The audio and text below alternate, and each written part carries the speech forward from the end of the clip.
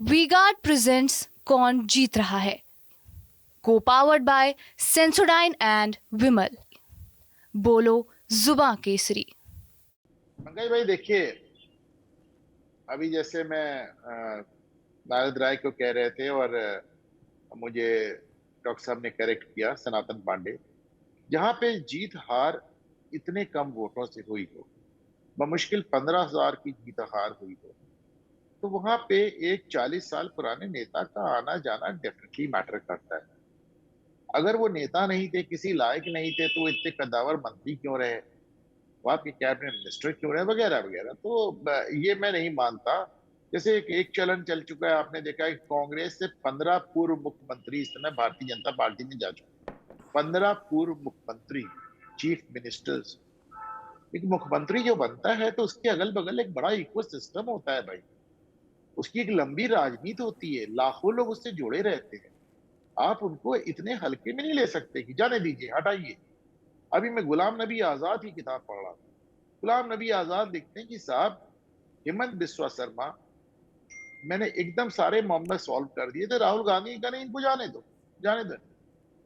हेमंत बिस्वा गए, भाजपा में चले गए, जीत के लौट आए।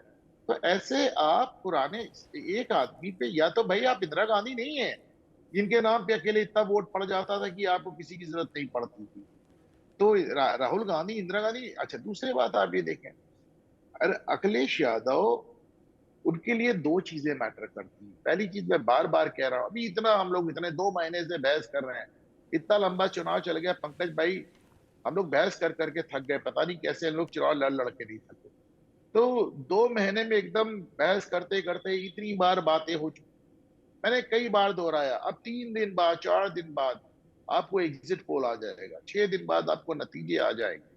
और आप देखिएगा, जो बात मैं पहले दिन से कह रहा था, इतने नतीजों के पास आके कह रहा हूं, कितनी बार मुझको कितने लोगों ने काटा, पर मैं फिर कह रहा हूं, समाजवादी पार्टी इस 2024 की लड़ाई की खिलाड़ी ही नहीं। उनका उनका निशाना 2024 के चुनाव पे है ही नहीं। उनका इकलौता निशाना ये है कि साहब 2027 तक उत्तर प्रदेश में समाजवादी पार्टी के अलावा दूसरा विपक्ष ना आ पाए। और इस बार समाजवादी पार्टी इसमें फिर से सफल रही है। बहुजन समाज पार्टी को मुस्लिम वोट फिर नहीं मिला। वो जब मुस्लिम वोट नहीं मिला था तो आपने 2022 में देख लिया उनकी क्या हालत हुई, एक विधायक पे रह गए। और इस बार फिर समाजवादी पार्टी की तरफ और कांग्रेस गठबंधन की तरफ मुस्लिम वोट इतनी मात्रा में गया है कि बीएसपी फिर बुरे हाल में आ गई। तो उनका पूरा पूरा ध्येय इस बात का है। और मैं पहले दिन से कह रहा हूं, आपको याद होगा पंकज भाई, जब आप बिहार के लिए नहीं निकले थे तब से कह रहा हूं, और ये आप सारे लोग बैठे सबके सामने, कि समाजवादी पार्टी का निशाना 2027 है। साहब 2027 में हमारे अलावा कोई विपक्ष ना रहे। कांग्रेस को विपक्ष मानते नहीं और बसपा को वो चाहते नहीं कि बसपा दोबारा खड़ी हो। तो उनके लिए सारी लड़ाई इस बात की। दूसरी लड़ाई अखिलेश यादव की इस बात की है कि साहब, जो मेरे प्रति व्यक्तिगत रूप से लॉयल हो वही पार्टी में रहे। जो आदमी हमारे चचा के प्रति लॉयल हो मुझे नहीं चाहिए, जो अखिलेश यादव के प्रति लॉयल मुझे नहीं चाहिए, जो आजम खान के प्रति लॉयल मुझे नहीं चाहिए। आजम खान के लिए तो देखिए, मैंने कई बार कहा कि आजम खान अखिलेश के पांव में गड़ा हुआ वो कांटा थे जिनको न्यायपालिका ने निकाल दिया, और अखिलेश ज्यादा खुश कोई नहीं होगा। एक आखिरी बात, और बात सोच लीजिए पंकज भाई, मैं चाहता हूं कि आप इस लाइन पे डिबेट को आगे ले जाएं। मेरा मशवरा है कि आप कहते हैं कि साहब नारद राय को जाने दिया। पहली बात तो मुलायम सिंह का एक अपना अंदाज था, उनको अगर पता चल जाता था कि फलाना आदमी अगर हमारे दल से जा रहा है छोड़ के, तो चले जाते थे, खुद ही उसको मनाने चले जाते थे और मीडिया को बुला लेते थे और मीडिया के सामने उसका बयान दिलवा देते थे कि मैं कहीं नहीं जा रहा। तो ऐसा नहीं है, आपको ठंडा गर्म करके सबको साथ में लेके चलना पड़ेगा। इतना अहंकार नहीं चलेगा।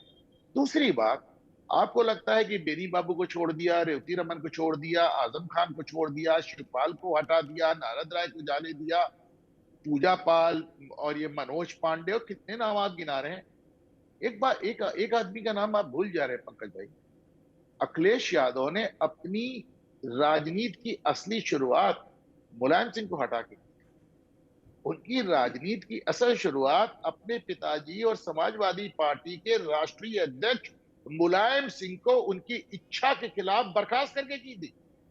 मुझे तो वो भी दिन याद है जब मुलायम सिंह कह रहे थे कि मेरे सारे अधिकार छीन लो, मुझे राष्ट्रीय अध्यक्ष बना रहे हैं। तो साहब जब वो मुलायम सिंह को हटा सकते हैं और हम लोग बैठ के यहाँ नारद राय पे बहस कर रहे हैं, पंकज भाई। ये बड़ी बात आप कह रहे हैं, लेकिन एक चीज और पूछने लायक है शाहनवाज जी, जो मैं चाहता हूं इस पे चर्चा हो। क्या अखिलेश यादव ये सारा कुछ एक सोची समझी रणनीति के तहत कर रहे हैं? क्योंकि आप देखिए इस बार उन्होंने जो सीटों का बंटवारा किया, लोकसभा सीट का, उसमें आप पाएंगे कि 17 दलितों को उन्होंने टिकट दिया और उसमें से 6 जाटव समाज के। अब जाटव समाज ये तो मायावती का कोर वोट बैंक माना जाता है। उसके बाद कुर्मी पटेल को 10 सीटें दिया, जबकि 2019 में 37 में से सिर्फ 3 सीटें इन्होंने दिया था। तो कुर्मी पटेल की आबादी आप बेहतर जानते हैं कि किस तरीके से उत्तर प्रदेश में है और ये कितना मैटर करता है। साथ ही साथ कुशवाहा, साक्य और सैनी, इनको भी इन्होंने 6 सीटें दी, निर्गत की, आवंटित की। यादव 5 सीटें दी और ये पांचों इनके परिवार से ही हैं। मुसलमान को इन्होंने सिर्फ 4 सीटें दी, ब्राह्मण को 4 सीटें दी, राजपूत को 3 सीटें दी, निषाद बिंद को 3 सीटें दी, जाट को 2 सीटें दी, गुज्जर, राजभर, पाल, लोधी, भूमिहार, इन सबको 1-1 सीटें दी। इन सीटों के बंटवारे को देख करके लगता है कि निश्चित तौर पर अखिलेश यादव के दिमाग में कुछ और चल रहा है। वो पार्टी का सामाजिक ढांचा इस तरीके से तैयार करना चाहते हैं जिससे वो मुस्लिम और यादव के आवरण से बाहर निकल सके। उनका जातिगत समीकरण इस तरीके से तैयार हो कि जो मुलायम सिंह की पार्टी माई की पार्टी कही जाती है, अब मुलायम सिंह तो दिवंगत हो गए, अखिलेश यादव चाहते हैं कि माई से बाहर निकले और इनमें तमाम जातियों का समावेश हो और जिससे पार्टी का आधार मजबूत हो। और इसलिए लोकसभा चुनाव में इन्होंने इस तरीके से टिकट बांटा है और साथ ही साथ पीडीए, जिस तरह की पीडीए की बात करते हैं, ये बात और है कि ए का मतलब क्या है वो अभी तक समझा नहीं पाए हैं। हर समय अलग अलग तरह की बात करते हैं, लेकिन आप ये उनका एक्सपेरिमेंट देखें तो ये लगता है कि वो पार्टी को नए तरीके से सजाना संवारना चाहते हैं। ये बात और है कि नारद राय बलिया से साथ छोड़ दें, जौनपुर से बाबा दुबे साथ छोड़ दें, जो कि उनके बड़े वफादार साथी कहे जाते थे। अगर इस तरह के नेता उनका साथ छोड़ रहे हैं तो इसका मतलब तो साफ दिखाई पड़ रहा है कि पुराने साथी से किनारा, लेकिन नए लोगों का वेलकम, और उसमें भी अलग अलग जातियों से उनकी संख्या को देखते हुए ये टिकटों का बंटवारा भी कर रहे हैं और इनको लग रहा है कि अब बीजेपी से लोहा लेने का यही तरीका है। क्या कहना चाहेंगे आप? बिल्कुल पंकज जी, बिल्कुल आपकी बात से सहमत हूं और मुझे लगता है कि जैसा अभी अनुपम जी ने भी कहा, मैं उससे भी काफी हद तक सहमत हूं कि समाजवादी पार्टी लड़ाई जो लड़ रही है वो एक्चुअल में बीएसपी को समाप्त करने की और बीएसपी का अस्तित्व पूरी तरह से समाप्त करना पहला उनका टारगेट हो गया, क्योंकि बीएसपी एक ऐसी पार्टी है कि अगर थोड़ा सा भी उसको स्पेस मिला तो वापस बाउंस बैक कर सकती है। तो उन्होंने जिस तरह से समीकरण बनाए हैं उस तरह से मुझे लग रहा है कि वो 2027 की तैयारी तो उनके दिमाग में होगी ही और 24 में जो लाभ मिल पाएगा वो लाभ लेंगे। और जिस तरह के मुद्दों पे उन्होंने बात करनी शुरू की, संविधान के ऊपर के संविधान बदल देंगे, आरक्षण के ऊपर बात की, उसका उन्हें माइलेज भी मिल रहा है। ये कहना भी गलत होगा कि उन्हें इसका फायदा नहीं मिल रहा है। और ये जिस तरह के समीकरण उन्होंने बनाए, जो मैंने शुरुआत में भी कहा कि परसेप्शन की राजनीति में किसी भी व्यक्ति का जाना और इतने बड़े कद के नेता का जाना, क्योंकि समाजवादी के भूमिहार में मुझे लगता है सबसे बड़े नेता थे, बाकी आप लोग करेक्ट करेंगे मुझे कि अगर उनसे बड़े नेता कोई अब समाजवादी में बचे हैं, मुझे नहीं लगता कोई बचे हैं नारद जी के बाद। उनका चले जाना ये एक परसेप्शन तो क्रिएट कर ही रहा है कि अखिलेश यादव अपने लीडर्स को संभालने में सक्षम नहीं है या उनमें उतनी परिपक्वता नहीं है जितनी मुलायम सिंह यादव जी में थी, क्योंकि सबको साथ लेकर चलना आसान नहीं होता। और अपने सीनियर्स को अगर आप हटा देंगे जो आपके पिताजी के साथ रहे हैं, और जब जैसा अभी अनुपम जी ने कहा कि अब जब पिता का ही सम्मान नहीं किया तो बाकी लोग क्या उम्मीद करें कि उनका सम्मान होगा, और अपमानित करके पिता को भी हटाया गया। लेकिन फिर भी मुझे लगता है कि समीकरण बहुत स्ट्रेटजी के साथ अखिलेश यादव और उनकी टीम बना रही है, सभी जातियों का समावेश भी हो और 2027 की लड़ाई आसान हो जाए। 24 में अगर कुछ सीटों का गेन हो जाता है, जो कि मुझे तो ऐसा लग रहा है कुछ सीटों का गेन जरूर होगा, बाकी तो 4 तारीख को नतीजे आएंगे, इसका फायदा उनको जरूर मिलेगा जिस तरह के समीकरण उन्होंने बनाए हैं। खासकर से जैसे हमने पहले भी चर्चा की थी, मेरठ में उन्होंने एक दलित को उम्मीदवार बना करके बहुत बढ़िया दाव खेला और वहां उनका लाभ उनको शायद मिलता दिख रहा है। और भी कई सीटें ऐसी हैं, जैसे गोरखपुर पे भी वैसे तो समाजवादी नहीं जीतेगी, लेकिन काजल निषाद को टिकट देकर के वो भी फाइट, बहुत रोचक फाइट हो गई है और देखने वाला होगा, नतीजा देखने वाला होगा जिस तरह के टिकट उन्होंने दिए। टिकट वितरण ठीक किया है उन्होंने।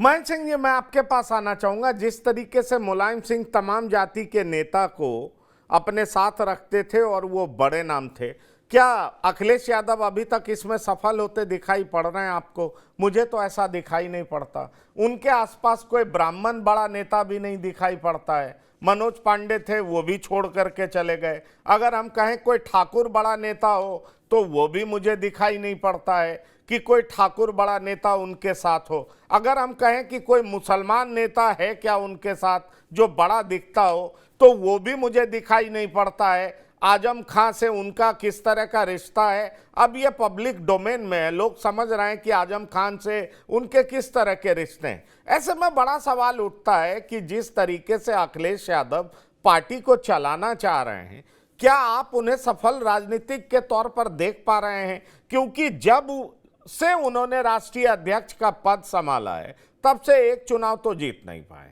सत्ता में आ नहीं पाए। इसलिए अब का जो ये एक्सपेरिमेंट है, जिसमें कई जातियों को टिकट देना, उनके वोटों में सेंधमारी करने का प्रयास है, लेकिन दूसरी तरफ पुराने वफादार साथी का छूटना और किसी भी नेता को बड़े तौर पर तैयार करना, मुझे नहीं लगता कि उसमें वो कामयाब होते दिखाई पड़ रहे हैं। आपका क्या कहना है?